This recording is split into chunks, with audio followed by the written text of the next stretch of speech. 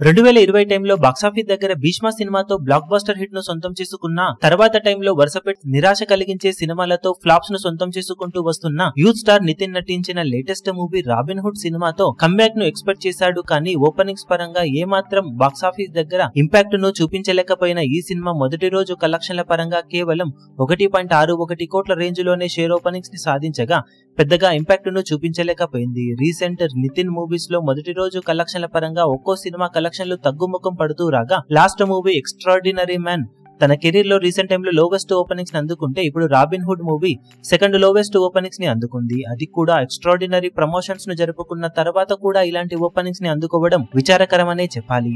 ఒకసారి రీసెంట్ టైంలో నితిన్ నటించిన సినిమాల ఫస్ట్ డే కలెక్షన్లను గమనిస్తే భీష్మ సినిమా అప్పట్లో కెరీర్ బిగ్గెస్ట్ ఓపెనింగ్స్ ని నమోదు చేస్తూ 6.42 కోట్ల షేర్ అందుకుంటే తర్వాత చేసిన చెక్ 3.38 కోట్ల షేర్ ను, రంగ్దే 4.62 కోట్ల షేర్ ను, మాచర్ల నియోజకవర్గం 4.62 కోట్ల వరకు షేర్ అందుకున్నాయి. తర్వాత చేసిన ఎక్స్ట్రాడినరీ మ్యాన్ 1.51 కోట్ల షేర్ ను, ఇప్పుడు రాబిన్ హుడ్ మూవీ 1.61 కోట్ల షేర్ అందుకొని కెరీర్ లో సినిమాకి ఇప్పుడు చుక్కలు కనిపిస్తూనే ఉన్నాయి నితిన్ కి. రాబిన్ హుడ్ మూవీతో కంబ్యాక్ ను ఎక్స్పెక్ట్ చేసినప్పటికీ మినిమం ఓపెనింగ్స్ ని కూడా అందుకోలేక చేతులెత్తేసిన ఈ సినిమా రిజల్ట్ కూడా ఇప్పుడు ఆల్మోస్ట్ కన్ఫర్మ్ అవుతుందనే చెప్పాలి. దాంతో అప్కమింగ్ మూవీస్ తో అయినా నితిన్ సాలిడ్ కంబ్యాక్ ను ఇప్పుడు సొంతం చేసుకోవాల్సిన అవసరం ఎంతైనా ఉంది.